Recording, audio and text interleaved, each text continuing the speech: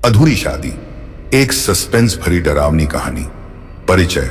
शाम का समय था, सूरज ढल चुका था और आसमान में लालिमा छाई हुई थी। शहर से दूर पुरानी हवेली को फिर से सजाया गया था। हवेली के मालिक ठाकुर हरिनाथ अपनी बेटी अंजलि की शादी का भव्य आयोजन कर रहे थे।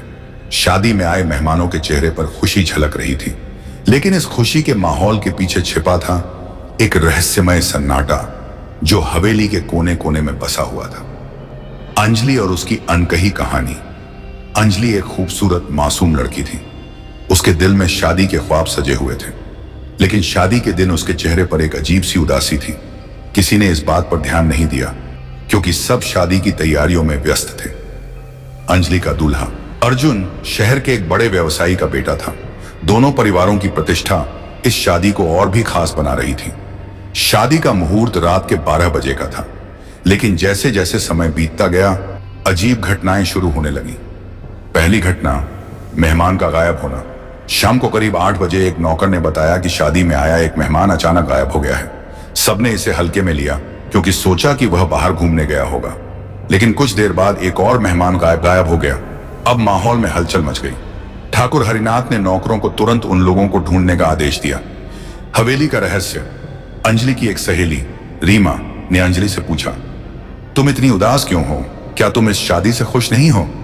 अंजलि ने धीरे से कहा, रीमा, मैं कुछ नहीं कह सकती, लेकिन इस शादी के पीछे कुछ ऐसा है जिसे मैं खुद नहीं समझ पा रही हूं। इस हवेली में कुछ अजीब है। रीमा को यह सुनकर चिंता हुई। उसने ठान लिया कि वह इस बात की तह तक जाएगी। बंद कमरा।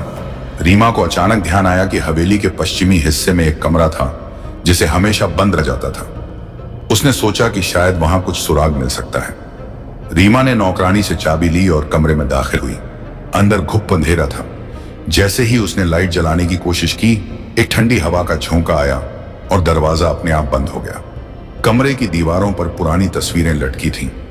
एक तस्वीर में एक दुल्हन दिखाई दी, लेकिन यह दुल्हन अंजलि नहीं थी। रीमा ने गौर किया कि दुल्हन की आंखें बहुत ही अजीब थीं, जैसे वह उसे घूर रही हो। कहानी की परतें खुलती हैं। रीमा ने जल्दी से तस्वीर के पीछे कुछ खोजने की कोशिश की। उसे एक पुराना कागज मिला जिसमें लिखा था, यह शादी कभी पूरी नहीं होनी चाहिए। जो भी इस हवेली में दुल्हन बनेगी वह मौत के कगार पर होगी। रीमा का दिल तेजी से धड़कने लगा। उसने तुरंत अंजलि को यह बात बताने का फैसला किया। अंजलि का सच। रीमा ने अंजलि को कमरे में खींचकर सब कुछ बताया। अंजलि ने डरते हुए कहा, मुझे पहले से शक था कि कुछ गलत होने वाला है। मेरे सपनों में एक औरत बार बार आती है और कहती है कि मैं इस शादी से दूर रहूं। दुल्हन की आत्मा। रात के 11 बज चुके थे। सब शादी की तैयारियों में व्यस्त थे। तभी अचानक हवेली में बिजली चली गई। माहौल डरावना हो गया। उसी समय एक औरत की चीख सुनाई दी।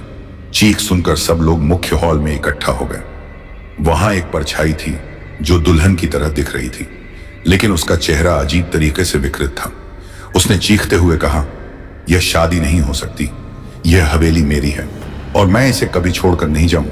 अर्जुन का अजीब व्यवहार। अर्जुन, जो अब तक शांत था, अचानक डरने लगा। वह जोर जोर से चिल्लाने लगा, मैंने कुछ नहीं किया, वह मेरे पीछे क्यों आ रही है? अंजलि और रीमा को समझ आ गया कि अर्जुन इस घटना के बारे में कुछ जानता है। उन्होंने अर्जुन से सच्चाई उगलवाई। सच्चाई का पर्दाफाश।